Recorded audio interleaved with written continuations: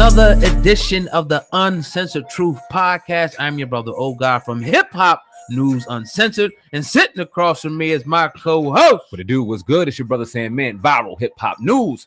We're in the building, a Thursday edition of the Uncensored Truth Podcast. Oh God, what's good, my brother? What's good? Added another day to the lineup to let you know we are not playing content kings. You know, about to drop, content all week long, coming off a real powerful show the other day, man. We had a real good one, talking about the Funk Flex Dame Dash. But before that show, we were waiting for him to go on Hot 97. So we got a nice little lineup today, Sam, man. We're gonna talk about Josh Gordon, leaving the Patriots, getting pretty much kicked out. We'll talk about that. Dame Dash responds to Funk Flex. Jay-Z is telling Travis Scott not to perform at the Super Bowl. Also, we're going to talk about Ludacris posting a picture of Lyor Cohen on his Instagram, and a little bit more though, man. We ready? Definitely. What's good, Sam, man? I'm excited, man. There's a lot of imitators, a lot of duplicators, but there's only one Uncensored Truth Podcast. Yeah. We're the most underrated podcast on YouTube, Spotify, Google Play, iTunes, whatever I got the fuck going on. Yeah. The Uncensored Truth Podcast. We out here working. I'm glad we got Thursday's edition going on. I'm excited about the show this evening. Yes, sir. Let's get to work, oh God, man. Let's get what's first on the ticker, brother. Right into this. But before we get into it, I need everybody to do me a favor. Hit that like button and make sure that you share this video. Now, the other day, Funk Master Flex. We're going to start with him. We're going to start with this one. Funk Master Flex jumped on Hot 97 as soon as we got off the podcast. And I mean, he went all the way in on Dame Dash, cleared some stuff up. Pretty much came out and said, Dame Dash, you're a liar. So we all been kind of sitting around waiting, anticipating Dame Dash's response. And he quietly responded last night during him and Brother Kenyatta, master class that they were doing last night. So we're going to play a little bit of this, Sam, and then we're going to talk about this. I know that people have been waiting for this. So here we go. Dame Dash responding to Funk Master Flex. Roll tape. Is they always try to send one of us to fight each other, to make each other look bad, so that it takes the attention off that person. Yeah, but it's so basic. But here's the thing. Flex doesn't have a boss mentality, so he doesn't think in boss. He thinks in slave. He doesn't speak boss. He speaks slave. He speaks yes sir. And the problem with it, the problem with it is he doesn't realize that they don't respect him because they've never given him a promotion. Like, how could he work 30 years on the cash register and they don't even make him a program director? They must not respect his intelligence either, but he doesn't even see it. They've made him feel happy, like I'm 50 and I'm going to go dye my beard up every single day and I'm going to put on a Patty Green, a lime Patty Green, peppermint Patty Green Yankee hat and talk about another man's business for a living. So now he becomes a peppermint Patty Chatty Patty. That's what he is. OG Chatty Patty. And he gets paid for it. Well, I'm not going to get into that because I'd like to have a personal conversation with him as a man, and I would think it would behoove him to speak to me as one because I deserve that. But I didn't even listen to what he said because I don't listen to gossip, even if it's said about me. It's still a waste of time. Bosses don't waste time, but I have other things to do. And I can't even think that he could even put himself in my shoes because, again, that would mean he'd have to come out that room. But I feel sorry for Flex. And all I can say is, tell your master to let you out that room, bro, so you can see the world. There's another game being played. And let somebody else get that slot. Because you're a 50-year-old man speaking to 25 to 35-year-olds. I'm 15 to 25 to half your age. And you're judging people that need help. And every time you talk about somebody that's not doing that, it's always to cause friction. It seems like you had a conversation with Lyor. I heard you went to a party. And whatever battery he put in your back, he made you try to disrespect someone that's only trying to help us. It's time for you to step down, bro. Flex. Let somebody else that has a different perspective be in control of music. Someone that wants us to win. When you open up your mouth, it shouldn't cause tension amongst us. We're supposed to be sticking together, bro. Keep the focus where it should be. Keep it on Lyor. Talk to me, Lyor. You keep making money on rap beef. You keep giving people money to beef, and you put it on YouTube. But I'm calling you out I want a real conversation as a man. Let's make some money off that. How come it's always to make money off us? Why we can't make money off being smart? We only want to make money off us looking stupid. So I'm going to give you a pass, Flex, because I love you as a brother, and I feel sorry for you. I'm going to give you a pass, and if you want some love, I'll give it to you. But I need a conversation so I can educate you because you're powerful. Pause. All right, Sam, man. I think that's enough. You know, right there, mouthful, said a mouthful, you know, right there. I'm going to let you go and speak about this. Also called Lyor Cohen up, you know, to have a conversation. What do you think about this epic response, man? Ether, straight up ether by Dame Dash, though. What's your thoughts, man? Well, Dame Dash said he's not going to disrespect his brother because he loves his brother. And he's going to respect him. We respected Flex a couple of days ago on this show. But we're going to change up a little bit. And I'm not going, and we said we respect him, but there's a lot of shit that Flex is doing right now that just can't be respected. And we got to call it out. And we called it out a little bit a couple of days ago. We called it out last week live on the Uncensored podcast, Hip Hop News Uncensored, when we talked about the cavemen over at Hot 97, Ebro in particular.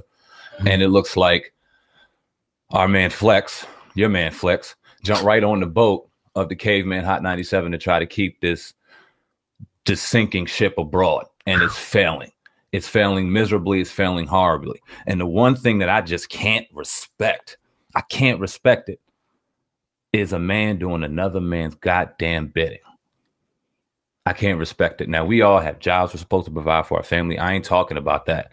I'm talking about somebody coming out there, putting money in your pocket and telling you what to say, and then you saying it without any fucking knowledge of what you're talking about. Now, there's a lot of people clapping and agreeing with what Flex said. There's a lot of people out there agreeing with what Flex said in the mainstream media. We'll get into some of them. People are saying it directly. Some people are saying it indirectly. We'll talk about them. Mm-hmm. But it's like, why is the mainstream media against Dame Dash? And I don't want to seem like we Dame Dash riders and all that shit, because we do agree with a lot of what he says. But I cannot help but just to go, damn, real recognizes real. Mm-hmm. And when you see a brother that's talking about self-ownership, and then you see the hurdles that he had to go through within the music industry, and he gives here the reasons why he's going through them, it makes sense to a man that seeks to be fucking free. Now, we weren't all born free. A lot of us were born with shackles on, corporate shackles or whatever in our mind or whatever. Mm-hmm. And a lot of us seen that and broke free of that. So I'm not sitting here acting like we're holier than thou, like we started out like that. A lot of us were sitting there. So when you hear somebody speak, it's like, okay, yeah, that makes sense. And like minds think alike. You want to go, if you are the smartest, or if you now become the smartest man in the room, you now got to get out of that room. Right. Dame always makes you feel like you ain't the smartest man in the room, because he's always giving you some kind of extra gem. So why do people go against that?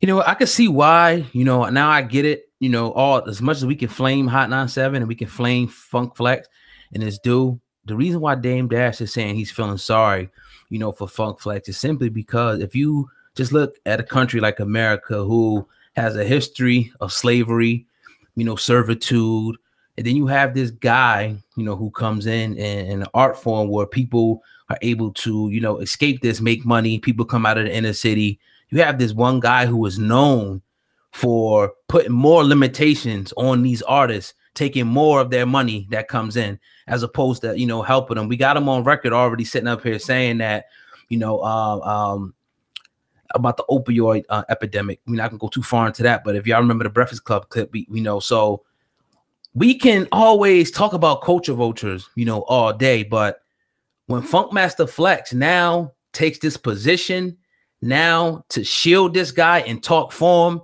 now that makes him that, you know, he's now, you know, now I don't know what the exact term is, whether you want to call it blocking or not, but we don't know if there's any proof that Lyor Cohen gave him any money or not like that, but it's sure starting to look like it now that he comes out and brings this conversation up out of nowhere to go against a man who's talking about freedom and independence for artists and ourselves. We shouldn't even be arguing about this as a people. No other group of people have to argue with their people about being free and independent and having ownership about what they do, except us. Mm-hmm. So I can understand why he says, look, this is why I feel sorry for this dude, because he don't even know that he's acting like a slave right now, man. He might not have got paid, or we don't know if he got paid. I firmly believe he did, but we know the lobster was fabulous. And this is per Flex himself. Thank you, Lyor. Thank you for such a wonderful evening. The lobster was magnificent. The food was great. The atmosphere was wonderful. And yeah, I'm going to speak up on you because, God damn it, this is wrong what Dame is doing. Y'all should own all of our masters. Absolutely. And you know what? Y'all should take a lot of our touring too. We shouldn't own anything. We should be thanking you guys. It's not about color. You're right. Wait, what?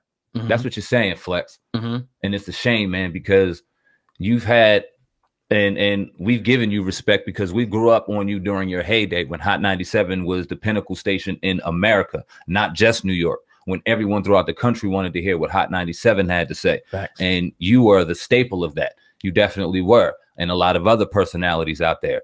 But for you to sit here and, like Dame alluded to, at 50, trying to resonate with a demographic between 15 to 25, nah, boss, it just doesn't fit. It doesn't work. And this is why you're getting the backlash that you're getting.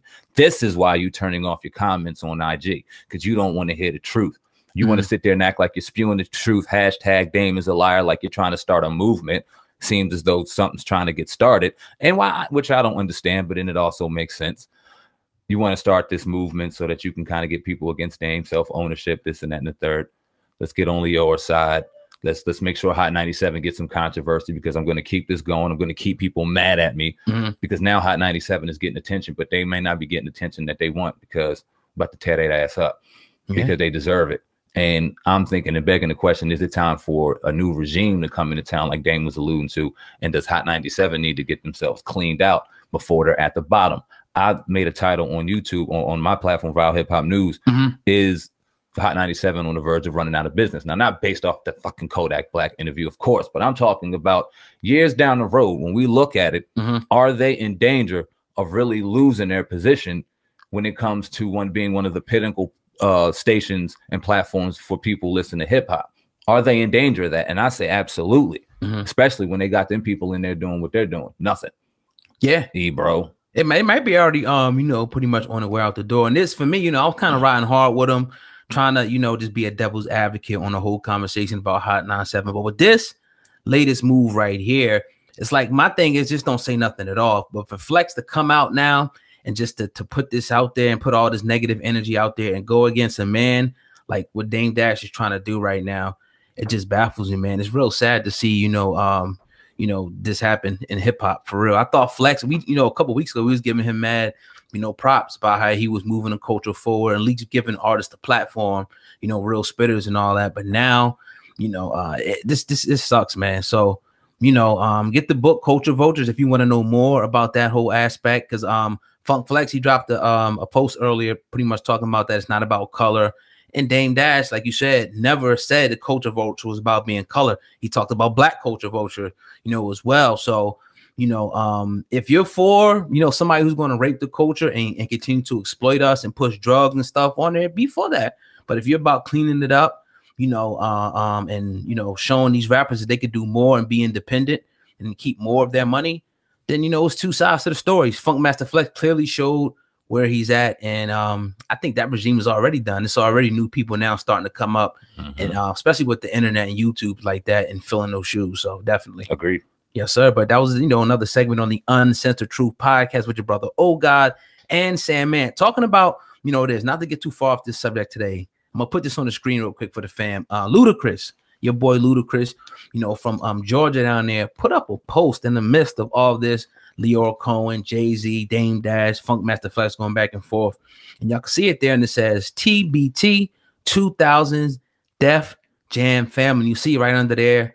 I asked them, is Lyor a culture vulture at Ludacris?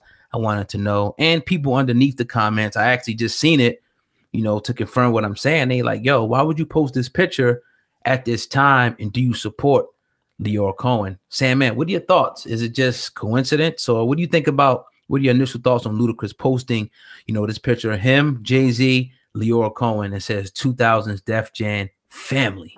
I'm not mad at Ludacris because he's making his money, which means he's getting paid. Which probably means he's still getting a check from Lyor somehow. I'm not mad at that. Whew, I gain curiosity in this. Why go against Dame? Why is it so? Why does it seem like it's such a premise on getting him out of there? Why are you attacking him? It doesn't make sense to me when you think about the message he's trying to send to the youth. He's not out here bashing a soul.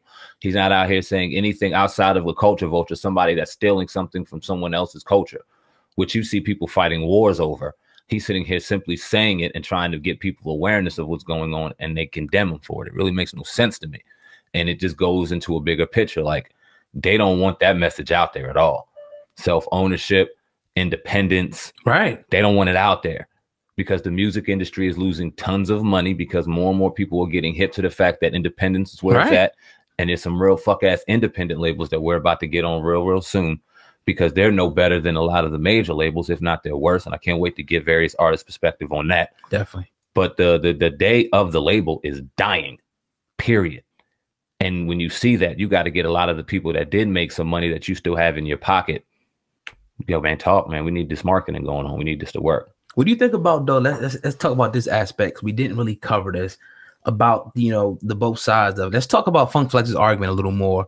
Where I'm going to get your opinion on this about the artists. He in his rant, he talked about some of the artists that is signed under 300 Entertainment, which is Lyor Cohen's label. Yeah, you know, he talked about I think Rich the Kid, Young Thug, and a number of I think I don't want to mispronounce anybody's name, but a number of other artists that Fetty Wap, right. And then his, you know, Ludacris posting this picture, as well as other artists that DMX, that Lyor Cohen has, you know, cultivated. We talked about him being a roadie for Run DMC. We talked about, you know, him pretty much making his way through hip hop at the inception, pretty much, you know. So does Lyor Cohen get a pass because he was there at the beginning and did all of this stuff, you know, for hip hop to help hip hop, you know, quote. What do you think about that aspect of it? Because, you know, we got to talk about Funk Master Flex argument. What do you think about his argument? Let's talk about that. Yes, sir. Rich the Kid. He named Rich the Kid, right? Correct me if I'm wrong. Rich the Kid was named. Definitely. Wasn't Rich the Kid mentioned in that Breakfast Club interview talking about him being fucked over in his contract and wanting to get out and fuck 300 Entertainment? Hold on. Uh-oh. DMX. Where's DMX right now? Shout out to X. Had a birthday. God bless DMX, one of the greatest rappers of all time. Prison. DMX didn't get paid properly. We can move on. Fetty Wap.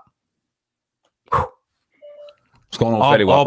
All but disappeared. I mean, you know, he had a lot of hits, but all but disappeared. He's shelved. That's what happens. And they making money off his shows. The 2 songs that he has hits of, they're taking that check too. He's not very happy either, is he? He's trying to get out of that, right? Correct me if I'm wrong. He was trying to switch over legal teams. I think it's something like that going on behind the scenes, as well as other artists that signed underneath Fetty Wap. Yeah, you know, are having some issues, but I think some of them have been getting resolved. But yeah, you're accurate. All arguments, all fucking. I mean, what other artist was it? Tell me. Man, I forgot who else he said. Well, I'll tell you what. All artists that he named, all fucking L's. How about Luda? Luda's different because Luda's actually one of those people that got to branch out of music. Now, if Luda had to stick strictly to music, Luda may be having the same argument as a lot of these artists right now. Luda got into the music game. He took his music game to the movie game. He took that movie money, took it to the business game, branched out, did something very smart with his money. Ludacris wasn't stupid. He's still maybe making a couple dollars though from Lyor, or maybe, you know what I mean, feel some type of loyalty. Like I said, I'm not mad at Luda for that.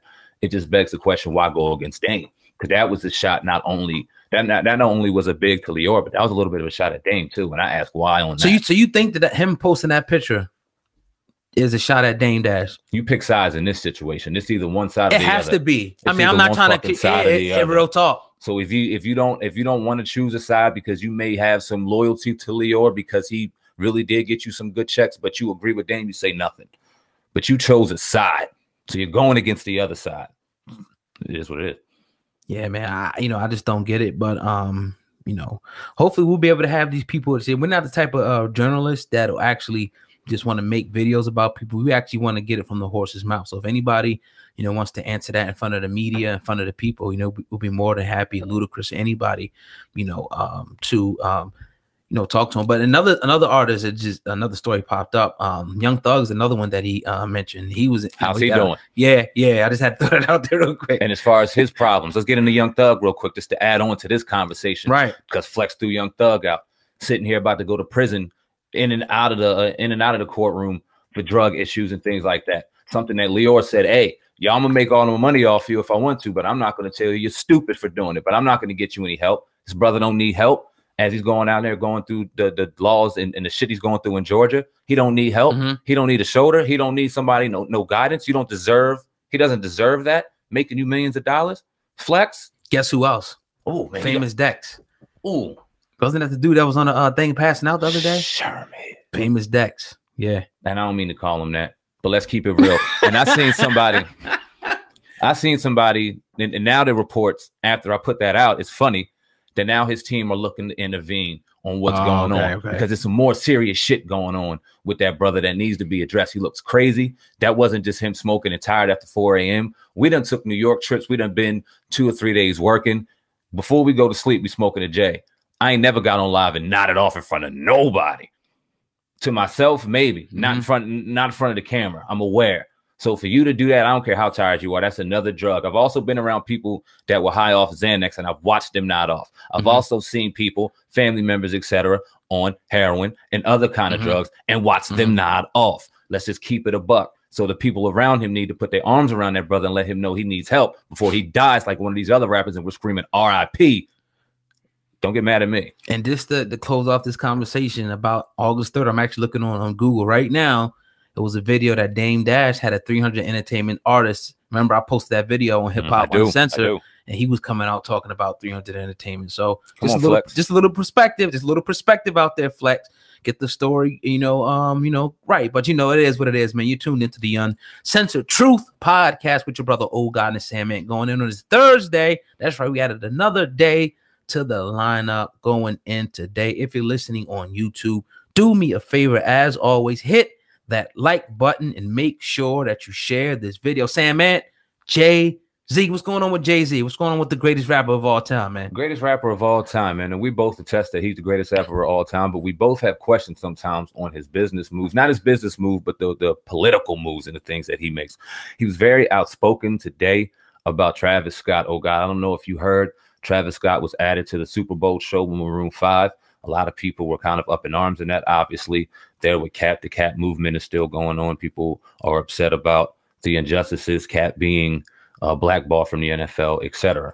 So let me just read this courtesy of Hot New Hip Hop. Jay-Z is not feeling Scott's decision to perform at the upcoming Super Bowl with Maroon 5. According to Variety, Ho's been trying to convince Travis Scott to step down from performing at the Super Bowl. Ho's been one of the public figures that has been extremely vocal in their support of Colin Kaepernick and their criticism toward the NFL. It is unsure what Scott will decide, but clearly there's a lot of pressure on him right now. Oh, God, your thoughts on that, man?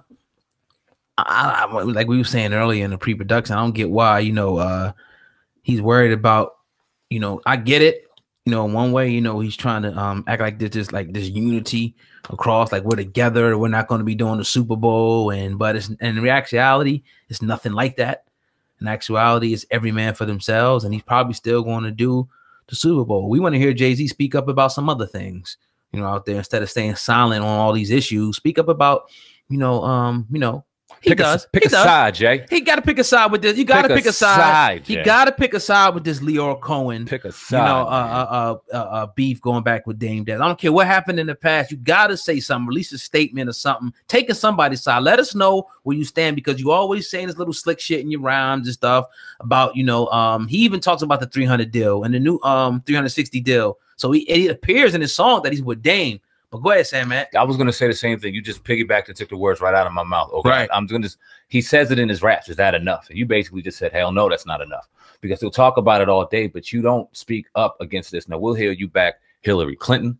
We'll hear you do all these political moves. We see these things. You're outspoken on certain injustices, and we applaud you for all of that. You use your platform for that. But you got to choose a side, man. Right. Now, we all know the history behind you and Dame. Ain't nobody saying you got to speak about the whole Rockefeller thing, even though we would love to hear your perspective. Yeah. We only hear Dame's perspective. We love to hear yours after 20 some odd years still, because we've heard nothing. That being said, at least choose a side, man. You say it in your raps. You articulate it in your rhymes. So it sounds like you're with Dame, but you don't come right out and say, yo, listen, F Lyor. Say it. Why not? Yeah, and it's like, even if you don't feel that way, like give us some, perspective on how you feel about the industry now, or independent artists and different things like that. We heard, I think Guru, talk about the 360 deal and stuff like that. Let's hear from you, Jay, because your word is very powerful. He does use his influence very selectively, but we want to hear, something on this and shed a little bit more light, because in a time like this where you see most of the media is pretty much painting Dame to be something at this point. You know, you see a lot of articles that come out right now. So it'll be great right now, regardless of your history or your past, to let us know where exactly you stand on this whole Lyor Cohen situation. Because again, you know, Dame Dash has made some pretty, you know, some allegations against Jay-Z, letting Lyor Cohen pretty much, you know, influence him to make some decisions. And where, you know, also what I want to see, and I want to ask you this too, Sam, man, is there, you see, because it appears, like you said, Jay-Z, you know, on one hand appears to be in his music with Dame Dash, if you listen to what they're saying. How powerful would it be if there was some type of collaboration with them in the future? Somehow fucking huge. They were able to put their differences to the side and come together. Maybe not to be together again permanently, but do some type of a project or something. Would you like to see that? I mean, yeah, as a fan of both of theirs, I would love to see it, but I don't know if it would happen. I doubt it would happen, but yeah, of course. How major and how big would that be? That'd be humongous. Right. And it would say a lot for the culture. It would put, and not that Dame needs any kind of justification, but it would bring him back into the mainstream where he's villainized right now for whatever reason. And I doubt he cares because he's building a network. He's doing this, he's doing that. He has everything that he wants to do. He got an award, right? The other day. Yeah. So yeah. What award? Didn't he get an award the other day for his film? I think you was telling me about the other day. I believe, yeah, he got an award for his film. What was that film called? Damn. Lositis? Lositis, yeah. Okay. It was in Harlem. Right. He had Murder Mook in there. I believe Cam was in there. Dope. He won an independent award in there for work. Shout out to Dame on that. But let me ask you a question about Jay-Z, man. You seen him when he dropped 444. He had a lot of interviews promoting the album and things like that. And he did a lot of candid interviews talking about cheating, talking about this, talking about that. Right. Why was this never brought up? You would think that would be the prime time. You've never had Hove as open as you have him right now as far as speaking. Why not talk about this and why not bring this up? For one, on that particular interview, I don't think that would be to say it the easiest, up their alley. As far as like, you know, maybe, I don't know, maybe it would be more like you said they were scared. Not that they would be scared, but maybe that probably would never come across, you know, them to ask him. And just because it was time, I think it was. He did one on Time and one on Rap Radar that was dropped on Tidal. Okay, well, yeah, that's his little thing. So they're not going to do it. Yeah, so, you know, Time is a little different demographic, different, you know, type of thing. So maybe they wouldn't. But, you know, I think somebody who would be like a Breakfast Club, if you ever will go back on there. You know, I think everybody else are kind of scared. Dame Dash even says that, like, you know, people don't want to ask Jay-Z, like, ask him about this, ask him. Everybody's always asking me, why don't they ask him? Maybe they're scared. Or maybe, you know, I don't know. But if he ever sat here, if I had a chance, even in private, I would definitely want to know about that because they make a lot of money together. I want to know now that Funk Flex actually came out right now and said how it went. Jay-Z needs to come clear it up right now. Let's hear about that, man. It would be dope too, especially now when we see artists like Ludacris and various artists now are in support of Lyor. If you're in support and ride with Dame, why don't you put something out? Like I can't wait. I want to see a Redman's perspective. I want to see other people's perspective because I'm sure this conversation is going to start getting out. And I can't wait to see what these people have to say, man. Because this is a great conversation for hip hop. This is important for hip hop right now. This is kind of like a midterm or something like that, where you got this divide and you got this transition where it can go in any direction. Like I said, the labels are on the verge of collapsing, and you see one hand, Lyor Cohen, the main culprit in the culture vulture warrant board, if you want to say so, really trying to put itself out there to keep it alive. And then you see people getting hip to the fact that independence is the only way to go, something that Dame has preached for the last 20 some odd years and beyond. So really interesting what's going on. Yes, sir. But you have listened to another segment of the Uncensored Truth podcast, which is about the Sandman over there and me, old guy, going in today on this Thursday afternoon. Everybody listening on YouTube, do me a favor, hit the like button, go ahead and share this video. Also, everybody who's going to be listening on iTunes, Spotify, Google Play, I want to say peace to you, and we do appreciate it. Let's talk about Josh Gordon, man. We got to talk about this, man. This is a you know, we've been going back and forth talking about, you know, mental health, and for some reason, you know, that has been like one of the main things. And you even, you know, talked about, is mental health going to be like the new thing, like the new fad, even though we know it's a serious problem. We're not trying to take away from that. Well, Josh Gordon, we know, a former Cleveland Brown, went over to the New England Patriots, you know, had a history, you know, if you don't know, substance abuse problems and everything like that. Well, he now pretty much is stepping away from football, you know, to focus on his mental health. I'm gonna read what he said right here, then I'll give it to Sandman. He said, I take my mental health very seriously at this point to ensure I remain able to perform at the highest level. I have recently felt like I could have a better grasp on things mentally. With that said, I will be stepping away from the football field for a bit to focus on my mental health. I would like to thank Coach Belichick, Mr. Kraft, as well as countless others within the organization for their continued support. I want to thank my fans for their support as well as I continue to go down the path to getting back to 100%. Sandman, could you give us a little bit more on the history of Josh Gordon so we can get a better, you know, context on this? Absolutely. So for those of you who watch football and follow football, we all know Josh Gordon. He was the amazing talent coming out of Baylor. And then he went into the Cleveland Browns, had his history with drug abuse. I wasn't really aware of how severe it was. So I really wanted to look it up and dive into it. Here's what I found, man.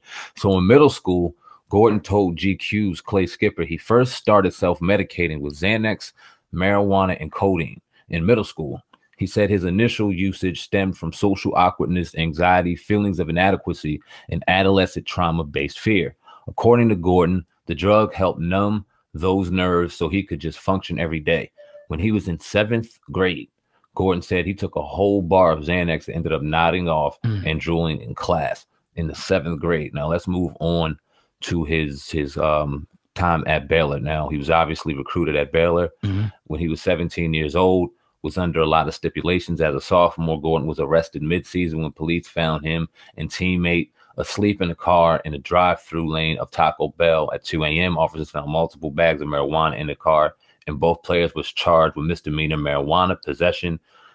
At that time, I mean, that's what I thought it was, a bunch of marijuana, things like that. Right. In my opinion, those things can be looked over, but when you start having the history that he had, it started getting kind of even worse. So Gordon told Uninterrupted in 2017 that Coach Baylor helped him cheat drug tests. Gordon said the coach instructed him to take these bottles to detox.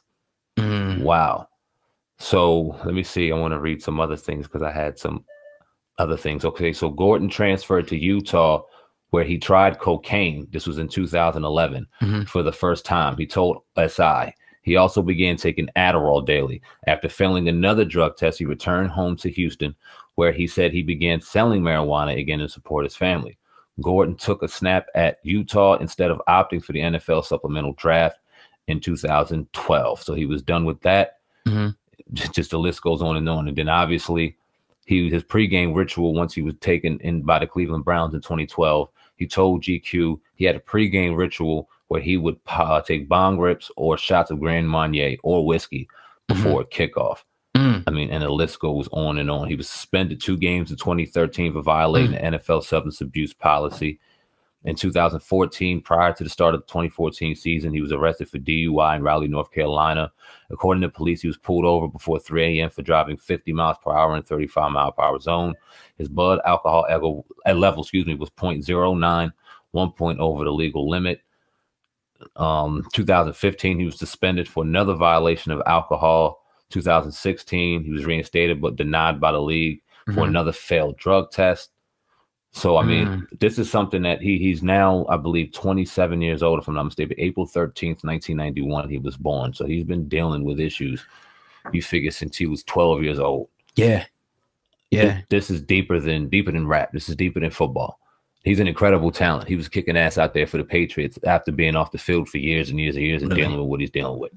Probably could have been one of the greatest. He reminded me of T.O. It was a dangerous combination of T.O. and Randy Moss. He had that kind of talent. Okay. And it looks like he was just really torn up. But what's your thoughts on this, man? I mean, my thoughts are, I think it's a good move, and I didn't know he had that extensive of a history, but it's actually a great move for him now to step away.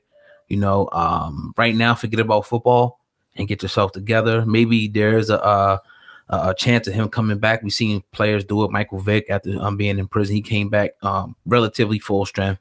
It can happen, but he got to get that under control. There's also, like you said, been a lot of incidents of him, being at practice during the games, like you said, drinking before the games and things like that. When it gets to that point when you can't even control when you do it, like you're doing it before a game and stuff like that, and you would think that he would, Ben got this, taken care of, or the NFL would have some type of treatment program for this. I was just watching a documentary, I think on Vice, where it was called, I think, Painkillers in the NFL. And it's a lot of NFL players who talked about, that they would get that for, for pain. And a lot of players now are being addicted to that even after the NFL. So they're looking for ways to get that. So, yeah, it's a problem. We talk about the Adderall, and that's even in the colleges, man. People know the colleges. That's, one of the number one drugs that people use in college, stay awake, the workload, So drugs, as we know, is a big problem across any industry in America, even in the NFL. So I'm happy now, to be real honest, that he's getting help now, rather than them saying, oh, this guy, either gets locked up for doing something crazy or killed, forget the money, forget, the NFL. He has to get help. Even the Patriots, they're pretty supportive, of this, from, seems like the ownership all the way down to the coaches and everything. So that's good. And I'll even read the statement. They say, we support Josh Gordon on his continued efforts to focus on his health. His attempt to do so is a private, personal matter, and we will intend to respect it. That comes down from the Patriots. Definitely. Patriots hypocrites. The Cleveland Browns are hypocrites. The Baylor's a hypocrite. I don't know what the logo is down in Baylor in Texas. They're all hypocrites, and I'm gonna tell you why. They seen the value that he was going to do for their business. They seen this kid as a commodity. When you have issues like this in the 7th fucking grade, they know about it. When you have a recruitment system as extensive as these D1 schools do, you knew about this issue before he got signed to that school. When you got the FBI kind of investigation that the NFL does for recruitment of their employees going into that brand, they knew about this going into that. And they threw it aside because they seen the value. You got T.O. strength, T.O. speed, and Randy Moss hands. Oh, yeah, he's going here. We're going to get him. I don't care if he got the 30 failed drug test, supplemental draft. Yeah, we're going to pick him up. Absolutely. He can work here. Great slave to have. Let's have him work. And ignore a problem. And then he fails a drug test. And then you know what you do? You disseminate it to all the media outlets so that they could steer a narrative however they want. You keep blind the real problems that this kid has had for years and years and years and years and years. So they could say, oh, yeah, he's stupid. He's a knucklehead. He doesn't know what to do with his money. This is how they are. This and that and the third. And then he does it again. Oh, he'll see how dumb he is. And now it's to the point where he's at absolute rock bottom. And oh, now we want to help him. Now, no, you don't. Don't lie. You should have been helped him. Yeah, I don't want to, first and foremost, there's obviously, and he's taking responsibility for it's a responsibility on him as well. But, you read a report earlier about coaches helping him pass tests. You would think that they will all, even in the college level or even high school, whenever they will offer him, like, look, man, you got to get some help. It's mandatory that you go to rehab or you can't play football no more. Or while you're in football, you got to do this rehab. Something on no level, not even the NFL, that people just continue, again, to wash it under the rug. It also reminds me of Lyor Cohen, where he said on the Breakfast Club, it didn't matter if they had issues. And I can make money off them. I don't care what they're doing. I can make money off them or whatever they're promoting. I don't care. It's about making money. It's the bottom line. I got to feed my family. Same thing. That's the way the NFL is set up. That's the way the college sports, especially football, is set up, man, is workhorses out there, no matter what, you're worth money, you're expendable, it ain't about what you can do. It ain't about off the field. It's about on the field. As long as you can make them money and continue to score points and entertain people, you're good. They don't really care about your off the field issues. So, that's an interesting perspective that you do say, but that's real. It's definitely real. And like you alluded to, and you gave the comparison to Lyor Cohen, you can really care about these people that you have signed and really genuinely care about their well-being outside of the monetary value that they bring you. If they're sitting here doing dumb shit and you're employed by them, put them on the sideline for a while. You know what I mean? Make them humble, but let them know you still care. Let them know you seek help as you sit there, you be humble, and then you give them another opportunity. Now, if they mess with that opportunity, yeah, they have to go. But you give them that opportunity to let them know that you care about what they brought to your brand, what you care about your business. This is how successful businesses ran. Facts.